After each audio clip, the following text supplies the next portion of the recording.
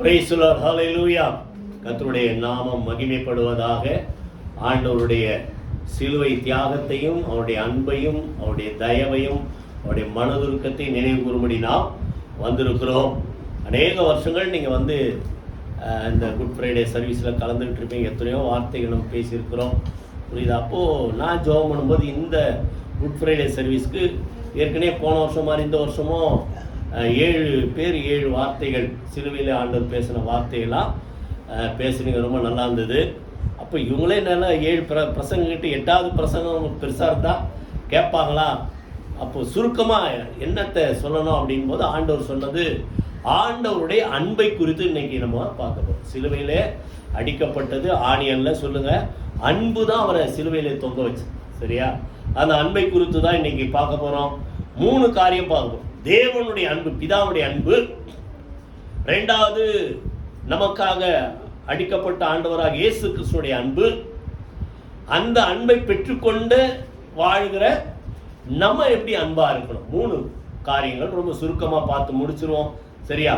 முதலாவதாக ஒரு வசனம் வாசிங்க, எல்லாருக்கும் தெரிந்த வசனம். யோவான் 3:16. யோவான் 3:16. தேவன் தம்முடைய ஒரே பேரான குமாரனை விசுவாசிக்கிறவன் எவனோ அவன் கெட்டு போகாமல் நித்திய ஜீவனை அடையும்படிக்கு அவரை தந்தருளி இவ்வளவாய் உலகத்தில் அன்பு கூர்ந்தார். அப்போ உலகத்துல இருக்கிற என்ன பாஷை, என்ன தேசம், என்ன ஜாதி, என்ன ஜனம், புரியுதா, யாரா இருந்தாலும், புரியுதா, அந்த இயேசு மேல விசுவாசிக்கிறவனை கெட்டு போகாமன்னு என்ன அர்த்தம்? கெட்டு போனது எங்க போவோம்? குப்பைக்கு போக மாத்திரம் இல்ல, சுட்டரிக்கப்படும். அதான் முடிவு. நம்ம எல்லாம் என்ன செய்யறோம்? கெட்டு போனதாலும் தூக்கி குப்பை வண்டியில போடுறீங்க, கடைசியில் அது எங்க போவோம்? கொடுங்கூர் போவோம், இல்லைன்னா அந்த சவுத்துல வேற வேற இடம் இருக்கும். அந்த இடத்துக்கு போனோன்னு என்ன செய்யறாங்க? அப்படியே சேர்த்தா வைக்கிறாங்க, கொளுத்தி விட்டுறாங்க. அப்போ கெட்டு போனது முடிவு சுட்டரிக்கப்படுவது. அப்போ நம்ம ஆத்துமா கெட்டு போனா அதனுடைய முடிவு அக்கினியில எரிக்கப்படுவது, நித்திய ஆக்கினை, புரியுதா? அப்படி போகாதபடிக்கு, கெட்டு போகாதபடிக்கு அதுக்கு ஒரு பரிகாரத்தை உண்டு பண்ணினார். என்ன செஞ்சாரு? தம்முடைய சொந்த குமாரனை நமக்காக, இந்த உலகத்தில் இருக்கிற ஒவ்வொரு மனிதனுக்காக, எனக்காக, உங்களுக்காக, இன்னும் உங்க குடும்பத்தில் இருக்கிற ஒவ்வொரு மக்களுக்காக ஆண்டவர் என்ன செய்தார்? அவரை தந்தருளி இவ்வளவாய் உலகத்திலே என்ன செய்தார் சொல்லுங்க? அன்பு கூர்ந்தார். கைகளை வைத்து கர்த்தரை ஸ்தோத்திரம் பண்ணுவோமா? அப்போ அன்பு எப்ப வெளிப்படும்னா, ஏதாவது கொடுத்தாதான் வெளிப்படும். பிள்ளைங்களை கேட்டு, உங்க அப்பா அம்மா உங்ககிட்ட அன்பா இருக்கிறாங்களா? ஆமா அன்பா இருக்கிறாங்க. எப்படி சொல்ற? என்ன சொல்லுவீங்க? எங்களுக்கு எவ்வளவு கொடுக்குறாங்க, நல்ல சாப்பாடு போடுறாங்க, அடுத்து நல்லா படிக்க வைக்கிறாங்க, நல்ல ட்ரெஸ் கொடுக்குறாங்க. இதெல்லாம் செய்யாம அப்பா அம்மா என்கிட்ட அன்பா இருக்கிறாங்கன்னு நீங்க சொன்னா நம்புவாங்களா? நம்ப மாட்டாங்க. இது குடும்பத்துல மாத்திரம், எல்லா ஃப்ரெண்ட்ஸுக்குள்ள, சகோதரர்களுக்குள்ள எல்லாம் அப்படிதான். அப்போ அந்த அன்பு கொடுத்ததால இல்ல, அந்த அன்பு எப்படி வெளிப்படுகுதுன்னா, கொடுக்கறத வச்ச உடனே இவர் என் மேல அன்பா இருக்கிறார். அப்போ அவர் பிரதானமா நம்ம கொடுத்தது எல்லாம் கொடுக்கிறார். ரோமர் 8:32 தான் கொடுக்கும். சொந்த குமாரன் என்று பாராம நம்ம எல்லாருக்காக அவரையே ஒப்பு கொடுத்தார். அவரோடு கூட சேர்ந்து மற்ற எல்லாவற்றையும் நமக்கு அருளாதற்கு கொடுக்காமல் இருப்பது எப்படி? அப்போ எல்லாம் கொடுக்கிறார். அவர் தான் எல்லாம் கொடுக்கிறார். நமக்கு சுவாசத்தை கொடுக்கிறார், தண்ணி கொடுக்கிறார், சாப்பாடு கொடுக்கிறார், உண்ண உணவு கொடுக்கிறார், உடுக்க உடை கொடுக்கிறார், இருக்க இடம் கொடுக்கிறார், எல்லாம் கொடுக்கிறார். எல்லாத்துக்கு மேல பிரதானமா தேவன் தம்முடைய சொந்த குமாரனை நமக்காக தந்தருளி நம்ம கெட்டு போகாமல், நரக ஆக்கினைக்குள்ள போகாமல் நம்ம மேல என்ன செய்தார் சொல்லுங்க? அன்பு கூர்ந்தார். அந்த அன்பு அவர் அப்படிதான் வெளிப்படுத்துறார். ஏன்னா தேவன் எப்படி இருக்கிறார் சொல்லுங்க? அன்பாகவே இருக்கிறார். அன்பில்லாதவன் தேவனை அறியான். புரியுதா? முதல் அன்பு எப்படி வெளிப்பட்டது? நம்ம அன்பு கூர்ந்ததால் அல்ல. இதெல்லாம் யோவான் 1 யோவான் நிருபம் 4:8 நீங்க படிச்சு பாருங்க, புரியுதா? நாம் அவரிடத்தில் அன்பு கூர்ந்ததினால் அல்ல. யாரா சொல்லுங்களா? நான் ஆண்டவரை ரொம்ப நேசிச்சேன், ஆனால் தான் என் மேல அன்பா இருக்கு. இல்ல, முந்தி ஃபர்ஸ்ட் லவ் சொல்லுவாங்க. அந்த முதல் அன்பு யாரு? அவர் தான் நமக்கு வெளிப்படுத்தினார். அவர் முந்தி நம்மிடத்தில் அன்பு கூர்ந்தார், புரியுதா? ஆனாதான் அன்புக்கு அர்த்தம் அவர் தம்முடைய சொந்த குமாரனை தந்ததாலே வெளிப்பட்டது. 2வது ரோமர் 5:5 நீங்க எடுத்து பார்த்தீங்கன்னா, நல்லவனுக்காக ஒருவன் ஒருவேளை என்ன செய்வான்? மரிக்க துணிவான், நீதிமானுக்காக ஒருத்தர் என்ன செய்ய மாட்டான்? மறிக்க மாட்டான். ஏன்னா நீதிமானுடைய நீதி அவனுக்கு தான் பிரயோஜனம், அடுத்தவனுக்கு இல்லை. ஆனா நல்லவன் அடுத்தவனுக்காக வாழ்றான், அதான் நல்லவன். அப்போ அங்க சொல்றாரு, நல்லவனுக்காக ஒருத்தன் மறிப்பான், நீதிமானுக்காக மறிக்கிறது அரிது. நம்ம நல்லவங்களும் இல்ல சொல்லுங்க, நீதிமான்களும் இல்ல. நம்ம எல்லாரும் எப்படியா சொல்லுங்க, பாவிகளா இருக்கும்போது. இதான் தான் நினைச்சு பார்க்கணும். நம்ம எல்லாம் ஒரு பாவியா உலகத்துல பிறந்த போது என்ன செய்தோம், அந்த 51ஆம் சங்கீதத்துல சொல்லப்படி, புரியுதா, பாவத்தோடு கூட என்ன செய்தோம், பிறந்தோம். ஆனா தேவன் நம்மளே அன்பு கூர்ந்தார் பாவிகளா இருக்கும்போது, புரியுதா. இப்ப சொல்றோம் நான் பாவி இல்லை, நான் நீதிமான், நான் ஆண்டவர் பிள்ளைன்ட்டு. ஆனா நம்மளுக்கு அந்த ஃபர்ஸ்ட் லவ் எப்ப வெளிப்பட்டது, நம்ம பாவத்துல இருக்கும்போது, புரியுதா. அந்த பாவிகளா இருக்கும்போது தேவன் நம்மிடத்துல அன்பு கூர்ந்தார். என்ன சொல்லும் போது சொல்றாரு, தேவனுக்கு சத்துருக்களா இருக்கும்போது, தேவனுக்கு விரோதிகளா இருக்கும்போது. அப்ப பாருங்க, நல்லவனை நேசிக்க உலகத்தில் நிறைய பேர் இருப்பாங்க, புரியுதா. இன்னும் நீதிமான நேசிக்க கூட இருப்பாங்க. ஆனா பாவியா இருக்கும்போது, தேவனுக்கு விரோதியா இருக்கும்போது, சத்துருக்களா இருக்கும்போது, நம்மளை நேசித்து நமக்காக தேவன் இந்த உலகத்திலே சொந்த பிள்ளை ஒப்பு கொடுத்தார் பாருங்க. அது பிரதானமான அன்பு. சிலுவையிலே அவர் என்ன செய்தார், தம்முடைய சொந்த பிள்ளையை ஒப்பு கொடுத்து வெளிப்படுத்தினார். இது ஏன் வெளிப்படுத்தினார்னா, யாரோ ஒருத்தர் சொன்னீங்க, ஆதியாகமத்துல யார், இந்த பொண்ணு ஜனனி. ஆதியாகமத்துல ஆண்டவர் செஞ்ச முதல் அங்க தீர்ப்பு, புரியுதா. பாவம் செய்தபடினால் மனுஷன் ஆண்டவர் விலகி போல, ஆண்டவர் தேடி வர்றார் எப்பவும் போல. ஆதாம் ஏவாள் பாவம் செஞ்சாலும் தெரிஞ்சிச்சு அவருக்கு, ஆனா தேடி வர்றார். ஆனா இவங்க 2 பேரும் என்ன பண்ணாங்க, பாவ உணர்வு உள்ள இருந்ததால ஆண்டவர் பார்க்க பயந்துகிட்டு விருட்சங்களுக்குள்ளே இல்லைன்னா மரங்களுக்குள்ளே தங்களை என்ன செய்தார்கள், மறைத்து கொண்டார்கள். அப்புறம் கூப்பிட்டு கேட்கிறாங்க, ஏன்பா அப்படி பண்ணனோன்னு அவரு சொல்றாரு, அதான் என் மனுஷனுடைய இயல்பு. ஆமா, நான் பாவம் செஞ்சேன், நான் தப்பு செஞ்சேன், கீழ்ப்படியில ஒத்துக்கவே இல்லை.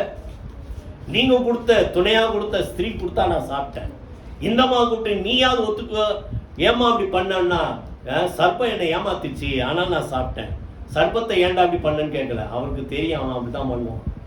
அதனால பார்த்தாங்க, சர்ப்பத்துக்கு ஒரு தீர்ப்பு கொடுக்குறாரு, உனக்கும் ஸ்திரீக்கும் உன் வித்துக்கும், ஸ்திரீ 3:15, ஆதியாகமம் 3:15, உன் வித்துக்கும் ஸ்திரீயின் வித்துக்கும் பகை உண்டாக்குவேன், புரியுதா. அவர் உன் தலையை நசுக்குவார், நீ அவர் குதிகாலை நசுக்குவாய். அப்போ அந்த முதல் பாவம் அந்த ஏதேன் தோட்டத்தில் வெளிப்பட்ட போது இதற்கு ஒரு முடிவு உண்டாக்கணும்ட்டு, புரியுதா, தேவன் திட்டம் போட்டார். அந்த திட்டத்தின்படி தேவனே மனிதனாக பிறந்து, அப்பதான் ரத்தம், பாவம் இல்லாத ஒரு ரத்தம் உலகத்துல பிறக்கும். இல்லைன்னா ஆதாம்ல இருந்து தலைமுறை அவனுக்கு அவன் பிள்ளை, அவன் பிள்ளைக்கு அவன் பிள்ளைக்குள்ள அப்படியே வரிசையா என்ன ரத்தம் பாவங்களும் என்ன செய்யுது, சேர்ந்து கடந்து வருது. அப்போ பாவம் இல்லாத ரத்தத்தோடு ஒருத்தர் பிறக்கணும், அவர் தான் ஸ்திரீயின் வித்து, புரியுதா. நியமிக்கப்பட்டிருக்கும் போது பிறந்த கன்னி மரியாளுடைய வயிற்றில பிறந்த ஸ்திரீயின் வித்து யாரு, ஆண்டவராகிய இயேசு கிறிஸ்து. அப்படி அவரை பிறக்க வச்சு அவரை சிலுவையில ஒப்பு கொடுத்து அவர் ரத்தம் சிந்தி நமக்காக தேவன் என்ன செய்தார், தம்முடைய ஜீவனை கொடுக்க வைத்தார். கைகளை வைத்து கர்த்தரை ஸ்தோத்திரமா.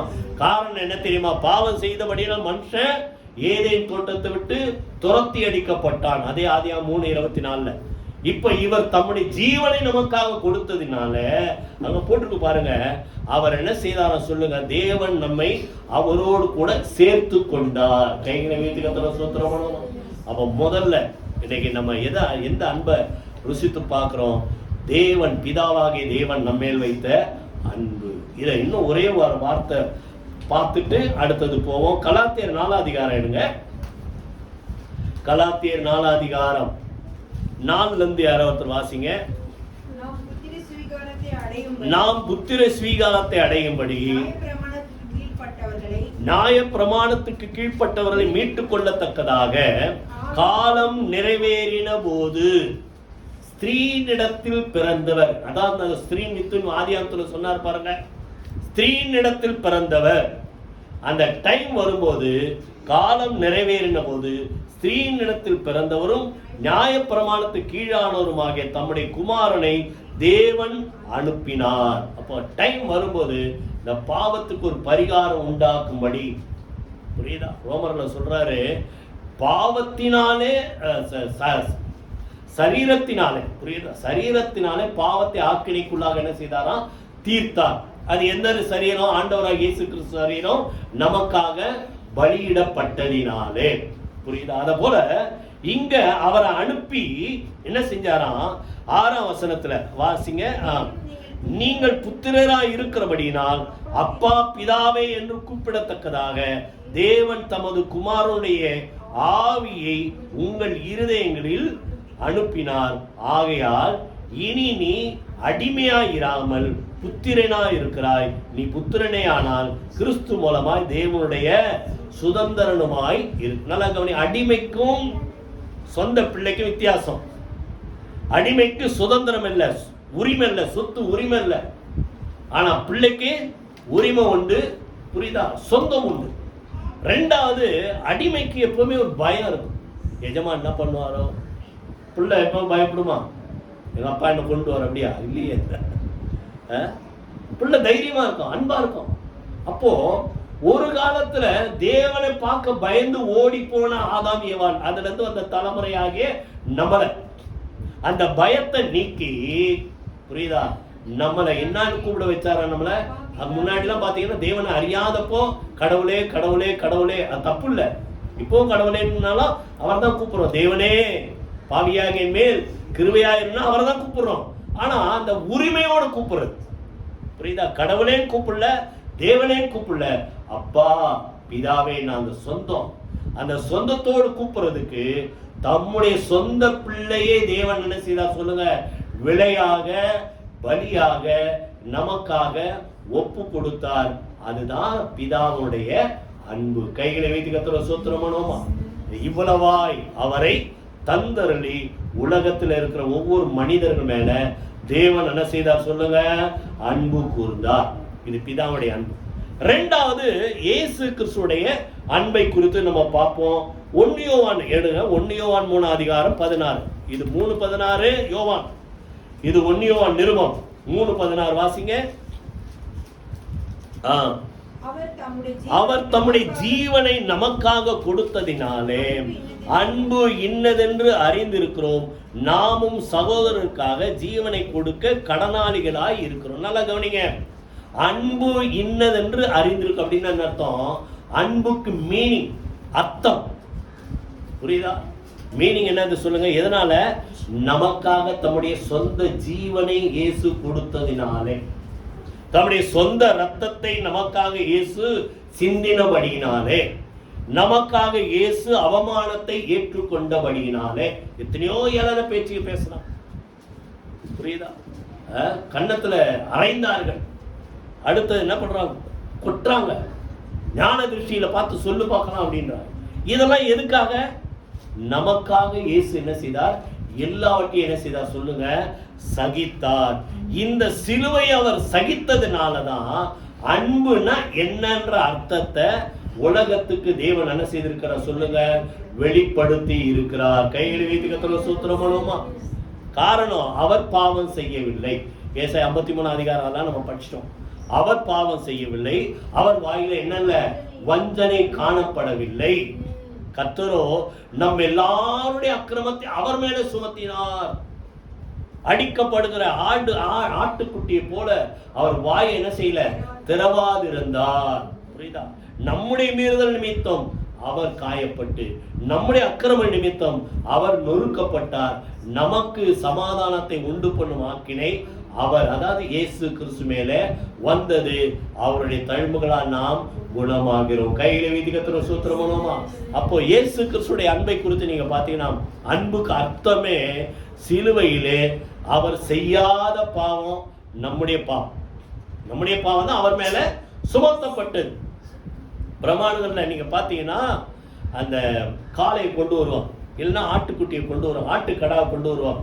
என்ன பண்ணுவாங்கன்னா, ஜனங்கள் என்ன செய்வான், யாருடைய பாவம் பண்ணிக்கும் அவன் அவன் என்ன செய்வான், அந்த ஆட்டு மேல இல்லைன்னா காளை மேல கை வைப்பான். இல்லைன்னா ஒரு ஆசாரியன் பலியிடுறான்னா அவன் கை வைப்பான். அந்த ஜனங்களுக்காக அவன் அவங்க சார்பில் நான் கை வைக்கிறேன். என்ன அர்த்தம்? எல்லாருடைய பாவம் அந்த ஆட்டு மேலேயோ இல்ல காளையின் மேலேயோ சுமத்தப்பட்டது. சுமத்தப்பட்ட பிறகு அது பலி செலுத்தும் போது, அப்போ இந்த காளை இந்த ஆடு எல்லாருடைய பாவத்துக்காக என்ன செஞ்சிருக்குது, ரத்தம் சிந்தி இருக்கிறது. ஆனா ஒண்ணு, அது நிரந்தரமான ஒரு தீர்வை உண்டாக்கல. நிரந்தரமான ஒரு தீர்வை உண்டாக்குவதற்காக நம்ம எல்லாருடைய அக்கிரமத்தை அவர் தாமே ஏற்றுக்கொண்டு, சொல்லுங்க, நம்மேலே நமக்காக சிலுவையில என்ன செய்தார் சொல்லுங்க, ரத்தம் சிந்தி மரித்தார். ஆகையினால தான் சிலுவையில தான் என்ன செய்தது, அன்புன்னா அர்த்தம் என்னன்னு உலகத்துக்கு தேவன் வெளிப்படுத்தினார். கையில வைத்துக்கிற சூத்திரம், இது இயேசுடைய அன்பு. அடுத்த இன்னும் ஒரு வசனம் வாசிங்க. வெளிப்படுத்தின விசேஷம் 1:6 யாராவது வாசிங்க. வெளிப்படுத்தின விசேஷம் 1:6 வாசிங்க. நம்மிடத்தில் அன்பு கூர்ந்து, எல்லாம் எடுத்தீங்களா? நம்மிடத்தில் அன்பு கூர்ந்து தமது ரத்தத்தினாலே நம்முடைய பாவங்கள் அற நம்மளை கழுவி தம்முடைய பிதாவாகிய தேவனுக்குன்பாக நம்ம எங்க நிறுத்துறாரா? ராஜாக்களும் ஆசாரியர்களுமாய் நிறுத்துறார். கை வைத்து கர்த்தரை ஸ்தோத்திரம். இல்ல, 2 காரியம். ஒண்ணு, அன்பு கூர்ந்தார். 2வது, நம்மள பாவங்கள் அற என்ன செய்தார் சொல்லுங்க, கழுவி சுத்திகரித்தார். இப்போ ஒரு தெரு வழியா போறீங்க, ஒரு பிள்ளை அழகா நல்லா குளிச்சு நீட்டா ஒரு நல்ல இதை வருது, ட்ரெஸ் போட்டு இருக்குது.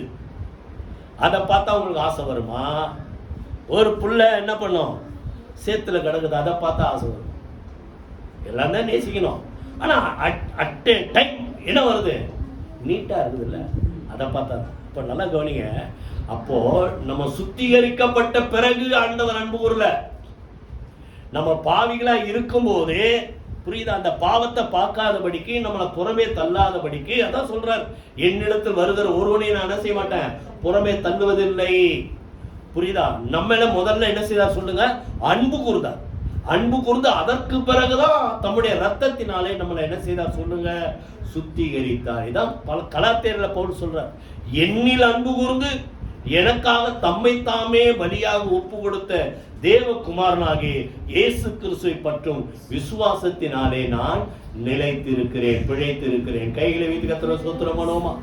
புரியுதா? அப்போ ஆண்டவர் செஞ்சது முதல்ல அன்பு கூர்ந்தார், அதற்கு பிறகுதான் என்ன செய்தார், கழுவி சுத்திகரித்தார். ஆனா உலகத்துல முதல்ல அதை கழுவி சுத்திகரித்து நீட்டா இருந்தவன் தான் அது மேல என்ன வருது, அன்பு வருது, ஆசை வருது, எல்லாம் வருது. ஆனா ஆண்டவர் அப்படி இல்லை. நாம் பாவிகளாய் இருக்கும்போது கையில வைத்து கர்த்தரை ஸ்தோத்திரம் பண்ணுவோம்.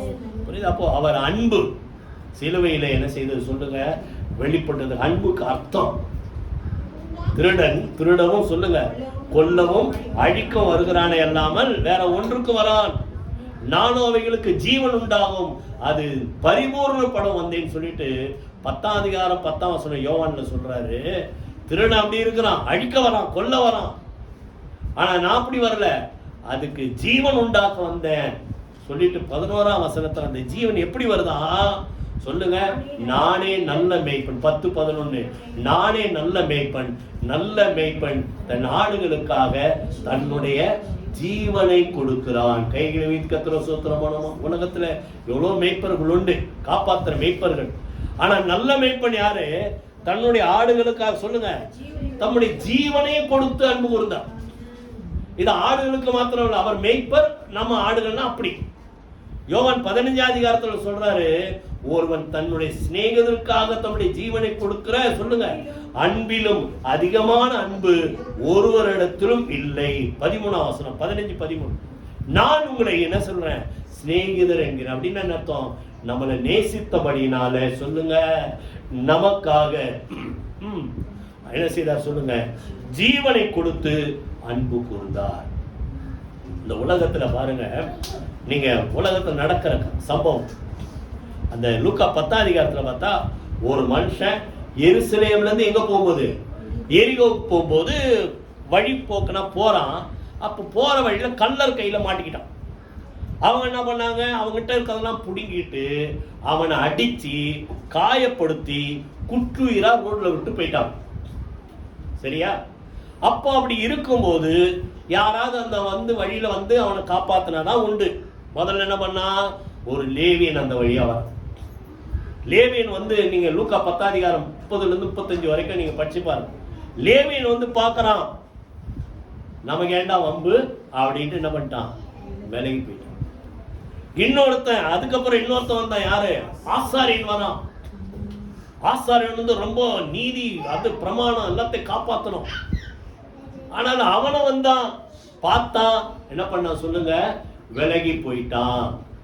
அதற்கு பிறகு மூணாவதா ஒருத்தர் வராரு. யாரு சொல்லுங்க? சமாரியன் வந்தான். வந்த உடனே அங்க போட்டிருக்கோம், அவனை கண்டு சொல்லுங்க, அடுத்தது மனதுருகி. கைகளை வேதிக்கத்துல சூத்திரம் பண்ணுமா. இதான் உலகத்துல இருக்கிற மனிதர்களுக்கு ஆண்டவருக்கு இருக்கிற வித்தியாசம். ஒரு மனுஷன் பாவத்துல இருக்கிறான்னு அவனை பார்த்தவன அருவருப்பு தான் வருது உலகத்துல இருக்க மக்களுக்கு, இல்லைன்னா பயம் வருது இல்ல. ஆனா இவர் என்ன செய்தார்? சமாரியன் என்ன பண்ணாரு? பார்த்த உடனே அவன் மேல் என்ன செய்தார் சொல்லுங்க? அன்பு கூர்ந்தார். கண்டு அன்பு கூர்ந்து கிட்ட வந்து, புரியுதா, அவன் காயங்களை கழுவி அவன் எண்ணெய் அந்த சாப்பிட்றதுக்கு தேவையானதை கொடுத்து அவனை தன்னுடைய வாகனத்து மேல ஏற்றி கொண்டு போய் சத்திரத்தில் கொண்டு போய் என்ன செய்தான்? பராமரி. இதுதான் ஆண்டவராக இயேசு நமக்காக செய்தது. அதனாலதான் அவரை நல்ல சமாரியன் அப்படின்னு சொல்றோம். புரியுதா? அப்ப நல்லா இருக்கும். நீங்க உலகம் வந்து கண்டுக்காது நமக்கே அப்படின்ட்டு. ஆனா ஆண்டவர் ஒருத்தர் தான் நம்ம எந்த நிலைமையில இருந்தாலும் நம்ம மேல அன்பு கூர்ந்து நமக்காக தம்முடைய ரத்தத்தை சிந்தி நம்மளை கழுவி சுத்திகரித்து, புரியுதா, நம்மளை பரிசுத்தப்படுத்தி அவருடைய ராஜ்யத்துல கொண்டு போய் சேர்க்கிற வரைக்கும் நம்மோடு கூட இருந்து காப்பாற்றுகிறவர். கைகளை வைத்து கத்துற சூத்திரம். முதல்ல பிதாவுடைய அன்பு, சொந்த பிள்ளைன்னு பார்க்காம ஒப்பு கொடுத்தார். ரெண்டாவது சொல்லுங்க, இயேசு கிறிஸ்துடைய அன்பு. அவர் என்ன செய்தார் சொல்லுங்க? பாவியா இருக்கும்போது, புரியுதா, நீதிமானா இருக்கும்போது அல்ல, நல்லவனா இருக்கும்போது அல்ல, பாவியா இருக்கும்போது நம்ம மேல அன்பு கூர்ந்து நம்மளை கழுவி சுத்திகரித்து அவர் ராஜ்யத்தில் வழுவாதபடி காக்க வல்லவர். கைகளை வைத்து கத்துற சூத்திரம் பண்ணுமா. அதான் இயேசுடைய அன்பு. இன்னும் சொல்ல போனா பிடிக்க வர வழிகாட்டினது யாரு? யாரு? பிடிக்க வர சேவகருக்கு, அந்த சேனை தலைவர்களுக்கு வழிகாட்டினது யாரு? யூதாஸ். யூதாஸ் யாரு? அந்நியனா? 12 சீஷர்ல ஒருத்தன். நல்லாவே தெரியும். அவன் போகும்போது புறப்பட்டு போகும்போதே தெரியும், நீ செய்யறத சீக்கிரமா செய்யணும் வேற சொல்றாரு. இதுக்கு தான் போறான்னு தெரியும். திருப்பி வரான், சேனையெல்லாம் கூட்டுக்கிட்டு ஆண்டவரை காட்டி கொடுக்க. அவனை பார்த்துட்டு ஆண்டவர் என்ன சொல்றாரு? யூதாஸை பார்த்து, துரோகி, விரோதி சொன்னாரு. சொல்லுங்க, என்ன சொல்றாரு? சிநேகிதனே. பாருங்க, அப்போ அவர் நம்ம மேல எவ்வளவு அன்பா இருந்தா, காட்டி கொடுத்த துரோகியை கூட என்னன்னு சொல்லி கூப்பிடுறாரு? சிநேகிதனே, எதற்காக வந்திருக்கிற? இன்னொரு இடத்துல முத்தம் கொடுத்து காட்டி கொடுத்தான்னு, முத்தத்தினாலயா காட்டி கொடுக்க, வேற வழியே தெரியலையாடா அவனுக்கு? அங்கிருந்து கை கூட காட்டி இருக்கலாம, முத்தம் கொடுத்து முத்தத்தை கேவலப்படுத்திட்டியா? சரி விட்டுறேன். அப்போ காட்டி கொடுத்த ஒரு துரோகிய சிநேகிதனே கூப்பிடுறாருன்னா, இந்த உலகத்துல யாரையும் அவர் புறம்பே சொல்லுங்க தள்ளுறதே இல்லை. நம்ம எந்த நிலைமையில இருந்தாலும் நீங்க தேடி வந்தா போதும், உங்கள் மேல அன்பு கூர்ந்து உங்களை சுத்திகரித்து அவருடைய ராஜ்யத்தில் சேர்க்க அவர் உண்மையும் நீதியும் உள்ளவராய் இருக்கிறார். இயேசுடைய அன்பு. மூணாவது, இதெல்லாம் கேட்டு கேட்டு கேட்டு நமக்குள்ள வேணும் இல்ல. ரோமர் அதான் 5ஆம் அதிகாரத்துல தேவனுடைய அன்பு பரிசுத்தாவின் மூலமா நம்ம மேல என்ன செய்யப்பட்டது சொல்லுங்க? ஊற்றப்பட்டு இருக்கிறது. அப்ப ஆண்டவரை போல நம்மளும் என்ன செய்யணும்? தேவனை நேசிக்கணும். எல்லாத்துக்கும் மேல இந்த உலகத்துல இருக்கிற மக்களையும் நேசிக்கணும். புரியுதா? இப்போ வாசி மத்தேயு எழுதின சுவிசேஷம் 22ஆம் அதிகாரம். யாரோ இதை படிச்சீங்கல்ல? மத்தேயு 22:35.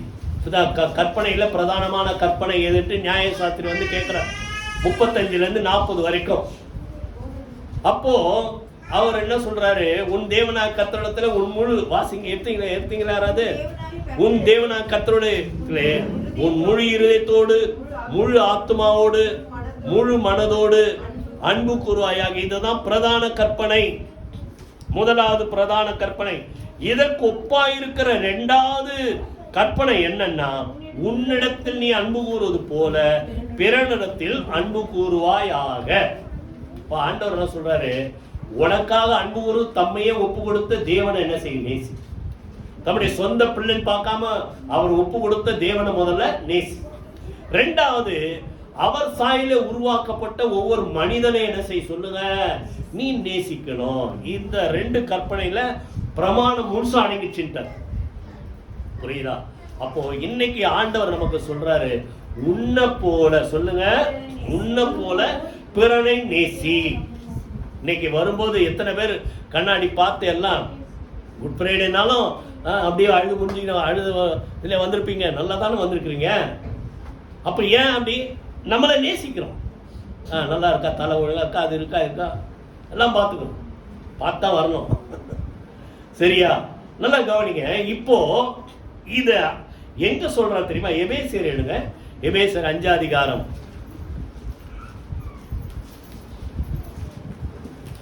எபேசியர் 5 26 வாசிங்க. 26 நல்லா கவனிங்க. 25 இருந்து புருஷர்களே உங்கள் மனைவிகளில் அன்பு கூறுங்கள், அப்படியே கிறிஸ்து சபையிலே, அதாவது இயேசு சபையில அன்பு கூர்ந்த மாதிரி நீங்க உங்க வைஃபு கிட்ட அன்பு கூறுங்க. அதுக்காக வந்து எங்கெல்லாம் சொல்லலன்னு சொல்லாதீங்க. அன்பு கூறுங்கன்னா ஹஸ்பண்டுக்கு ஒய்ஃபை சொல்றாரு அன்பு கூறுன்ட்டு. புரியுதா? அப்போ ஒய்ஃபுக்கு யாருக்கிட்ட அன்பு சொல்றாரு? ஹஸ்பண்ட் அன்பு கூறுன்றாரு. புரியுதா? அங்க தம்பு இங்க இருக்கிறது அவங்க தான் சொன்னாரு, எங்க சொல்லாதீங்க. புரியுதா? ஒருத்தர் என்ன செய்யுங்க, அன்பா இருங்க. எப்படின்னா இயேசு சபையில அன்பு கூர்ந்தபடினாலதான் இந்த சபையை பரிசுத்தப்படுத்தபடி தம்மையே ஒப்பு கொடுத்து அன்பு கூர்ந்தார். புரியுதா? அது கரைத்திரை முதலானவைகள் ஒன்றும் இல்லாமல் பரிசுத்தம் பிழையற்றதுமான மகிமையுள்ள சபையாக தமக்குன்பாக அதை நிறுத்திக் கொள்வதற்காக தம்மை தாமே ஒப்பு கொடுத்து அன்பு கூர்ந்தது போல நீங்க உங்க குடும்பத்துல ஒருத்தருக்கு ஒருத்தர் என்ன சொல்லுங்க, அன்பா இருங்க. கணவன் மனைவிக்குள்ள அன்பா இருங்க, பெற்றோர் பிள்ளைகளுக்குள்ள அன்பா இருங்க, சகோதர சகோதரிக்குள்ள சொல்லுங்க அன்பா இருங்க. சொல்லிட்டு அதுக்கு இன்னும் விளக்கத்துக்கு சொல்றாரு, அப்படியே புருஷர்களும் தங்கள் மனைவிகளில் தங்கள் சொந்த சரீரங்களாக பாவித்து அவர்களில் அன்பு கூற வேண்டும். தன் மனைவியில் அன்பு கூறுகிறவன் தன்னில் தான் அன்பு கூற. நான் இங்கிருந்தானே எடுத்தோம், ஆனா தன்னில் தான் அன்பு கூற சொல்றாரு. 29ல தன் சொந்த மாம்சத்தை பகைத்தவன் ஒருவனும் இல்லை. தன் சொந்த மாம்சத்தை யாரா பகைக்கிறீங்களா? நீங்க உங்களை குத்திக்குவீங்களா? குத்த மாட்டீங்க. நீங்களும் உங்களே என்ன பண்ணுவீங்க, இன்னும் நல்லா கொஞ்சம் மேல வரணும்னு தான் பார்ப்பீங்க.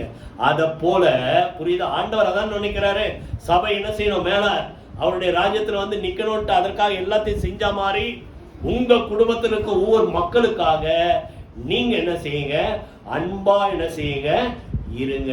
இப்போ தேவன் அன்பு கூர்ந்தார், நான் அவர்கிட்ட அன்பா இருக்கிறேன். அதோட முடியல. ரெண்டாவது என்ன பிரதான கற்பனை, உன்னிடத்தில் அன்பு கூறுவது போல சொல்லுங்க, பிறனிடத்திலும் அன்பு கூறுவாயாக. யோவான் நிருபத்துல வாசித்து இன்னும் 2-3 வசனத்தை வாசித்து முடிச்சிருவோம். 1 யோவான் நிருபம் 4 அதிகாரம் 20-21 வாசிங்க. 1 யோவான்.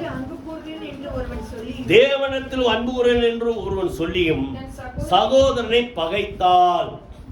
அப்போ வீட்டுல ஒருத்தருக்கு ஒருத்தர் நான் ஆண்டவர்கிட்ட அன்பா இருக்கிறேன்றது எப்போ நம்புவாங்க? நீங்க பாக்குற உங்க குடும்பத்தில் இருக்க மக்கள்கிட்ட எப்படி இருக்கிறீங்க, சகோதரர்கிட்ட எப்படி இருக்கிறீங்க. பகைத்தால் சொல்லுங்க, அவன் யாரா? பொய்யன். அப்பனா நீ ஆண்டவர்கிட்ட அன்பா இருக்கிறேன்றது என்னது? பொய், பொய்யன். கண்ட சகோதரத்தில் அன்பு கூறாதவன் காணாத தேவனிடத்தில் எப்படி அன்பு கூறப்போ? நீ உலகத்துல பாக்குற அடுத்தவட்ட நீ அன்பா இல்லைனா நீ பாக்குறியா டெய்லி ஆண்டவரை? இல்லையே.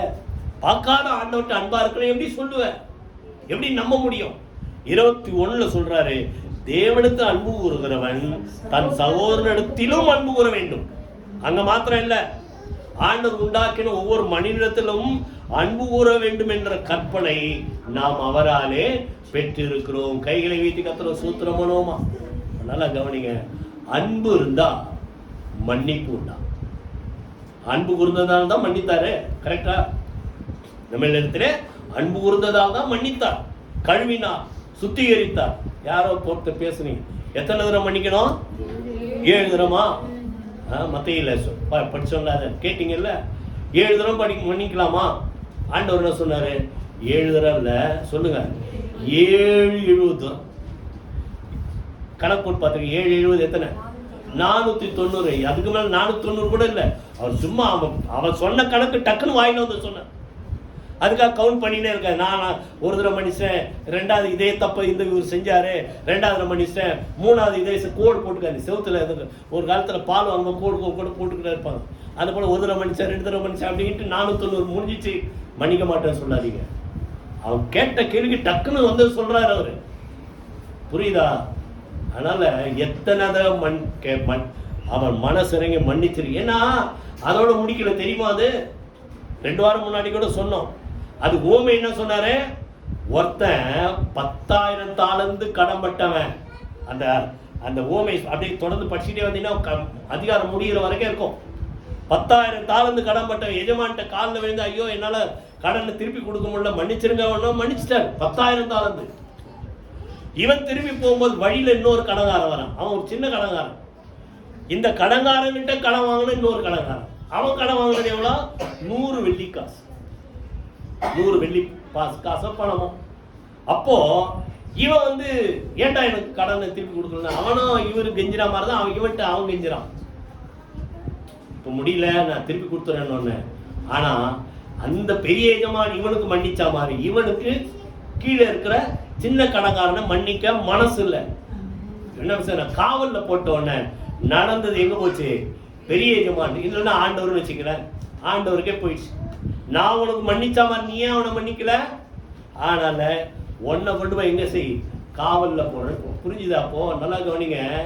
நீங்க மன்னிச்சாதான் ஆண்டவர் சொல்லுங்க உங்களுக்கு மன்னிப்பார். மன்னிக்கிறதுக்கு முதல்ல என்ன வேணும்? அன்பு வேணும்.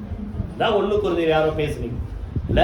சினமடையாது, தற்பொழிவை நாடாது, சகலத்தையும் நம்பும், சகலத்தையும் சகிக்கும். புரியுதா? அன்பு இருந்தாதான் சகிப்பு தன்மை, அன்பு இருந்தாதான் மன்னிப்பு வரும். அப்போ ஆண்டவர் சொல்றாரு, பிதா அன்பா இருந்தது போல, இயேசு அன்பா இருந்தது போல நீங்கள் ஒருத்தருக்கு ஒருத்தர் என்ன செய்யுங்க? அன்பா இருங்க. யாராவது பண்ண தப்பே முன்னாடி வந்து நிக்குதுன்னா உங்ககிட்ட அவங்க மேல என்ன இல்லைன்னு அர்த்தம்? அன்பு இல்லைன்னு அர்த்தம். ஒரு வசனத்தை வாசித்து முடிச்சிருவோம். 1 பேதுரு 4ஆம் அதிகாரம் 8ஆம் வசனம். யாராவது வாசிங்க. 1 பேதுரு 4ஆம் அதிகாரம் 8ஆம் வசனம். எல்லாவற்றுக்கும் மேலாக ஒருவரிடத்தில் ஒருவர் ஊக்கமான அன்புள்ள பெரிய ஒரு லிஸ்ட் கொடுத்தாரு. இப்படிலாம் இருங்கன்ட்டு சொல்லிட்டு எல்லாத்துக்கும் மேல ஒரு முத்திரை வச்ச மாதிரி ஒரு வார்த்தை சொல்றேன்ட்டு சொல்றாரு. எல்லாரிடத்திலும் ஒருத்தர் மேல ஒருத்தர் எப்படி இருங்க? ஊக்கமான. சும்மா இல்ல ஏனோதானோ சரி வேற வழி இல்லை அப்படி இல்லை, ஊக்கமான அன்புள்ளவர்களாய் இருங்கள். இதை நமக்கு ஆண்டவர் சொல்றார். சொல்லிட்டு முடிக்கல, அன்பு திரளான பாவங்களை மூடிடும். அப்போ உங்க அடுத்த மேல ஒரு மனக்கசப்பு இருந்ததுன்னா அந்த கசப்பு எப்போ உங்களுக்கு பெருசா தெரியாது? புரிஞ்சா சொல்லுங்களேன். அவங்க மேல அன்பு இருந்தா அந்த கசப்பை மூடிடும், பகையை மூடிடும், பாவத்தை மூடிடும். அன்பு சொல்லுங்க திருப்பி, அன்பு திரளான பாவங்களை மூடும். கையில வீட்டு கத்துற சூத்திரம். அதனால புரியுதா? தப்பே நினைச்சு நிற்காதீங்க, செஞ்ச காரியத்தையே நினைச்சு நிற்காதீங்க. ஒருத்தருக்கு ஒருத்தர் நீங்க புரியுதா நான் சொல்றது? இன்னைக்கு ஆண்டவர் அன்பை ருசிக்க வந்திருக்கிறோம். புரியுதா? நீங்க திரும்பி போகும்போது அன்போட போங்க. புரியுதா? அங்க இன்னொரு இடத்துல சொல்றாரு, காணிக்க போறதுக்கு முன்னாடி மத்தையில இல்ல, யாருக்காவது உன் மேல ஒரு தப்பு இருக்குது, குறை இருக்குதுன்னா முதல்ல போய் அவங்ககிட்ட என்ன பண்ணு? செட்ரைட் ஆகு, பேசி ஒப்புரவாகு. ஒப்புரவாகிட்டு வந்து காணிக்க போடு. அப்பதான் அந்த காணிக்கைக்கு என்ன உண்டு? பலன் உண்டு. புரியுதா? அதனால அன்பு தேவனிடத்தில் மாத்திரமல்ல, அவர் உண்டாக்கின மனிதர்களிடத்திலும் நாம் எப்படி இருக்கணும் சொல்லுங்க?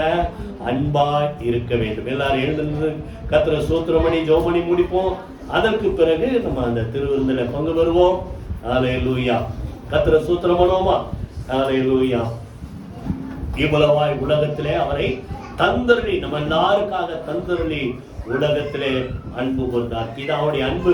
சொந்த பிள்ளைன்னு பார்க்காம இயேசுவை நமக்காக ஒப்பு கொடுத்ததுனாலே வெளிப்பட்டது.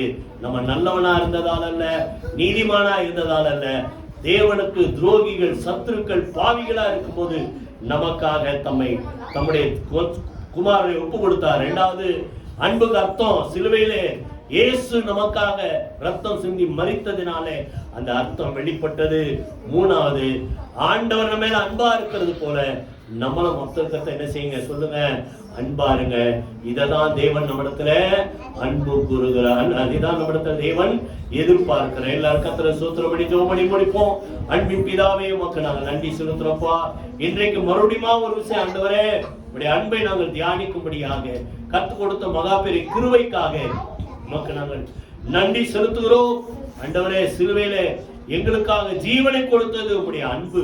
ஆண்டவரே, ரத்தம் சிந்த வைத்தது அன்பு. ஆண்டவரே, நிந்தைகள் அவமானங்கள் ஏற்றுக்கொண்டது உடைய அன்பு. சிலுவையிலிருந்து இறங்கி வா பார்க்கலாம் சொல்லி எவ்வளவு நிந்தித்தார்கள் ஆண்டவரே. ஆனாலும் ஆண்டவரே, எல்லாவற்றையும் சகித்தீர். அதற்காக, அந்த அன்புக்காக நன்றி செலுத்துறோம். நீர் எங்களிலே அன்பா இருந்தது போல நாங்கள் உம்மிடத்தில் மாத்திரமல்ல, இந்த உலகத்தில் உண்டாக்கி வைத்திருக்கிற ஒவ்வொரு சகோதர சகோதரத்திலும் அன்பா இருக்க கர்த்தர் எங்களுக்கு அனுக்கிரகம் செய்வீராக. இந்த அன்பினால் ஒவ்வொரு இருதயத்தை கர்த்தர் நிரப்பி அனுப்புவதற்காக நன்றி செலுத்துகிறோம். உடைய நாமம் மகிமைப்படுவதாக. இயேசு கிறிஸ்துவின் ஜீவனுள்ள ஜெயமுள்ள நாமத்தில் ஜெபிக்கிறோம் நல்ல பிதாவே, ஆமென், ஆமென். நம்முடைய கர்த்தராகிய இயேசு கிறிஸ்துவின் கிருபை, பிதாவாகிய தேவனுடைய அன்பும் பரிசுத்த ஆவியானவருடைய அந்யோன்ய ஐக்கியமும் நம் அனைவரோடு சகல பரிசுத்த அனைவரோடும் ஆண்டவராகிய இயேசு கிறிஸ்து அருகப்பட்டு இருப்பதாக. ஆமென். என் ஆத்துமாவே கர்த்தரை ஸ்தோத்திரி, என் உள்ளமே என்னுடைய பரிசுத்த நாமத்தை ஸ்தோத்திரி. என் ஆத்துமாவே கர்த்தரை ஸ்தோத்திரி, அவர் செய்த சகல உபகாரங்களை மறவாதே. ஆமென், ஆமென். God bless you.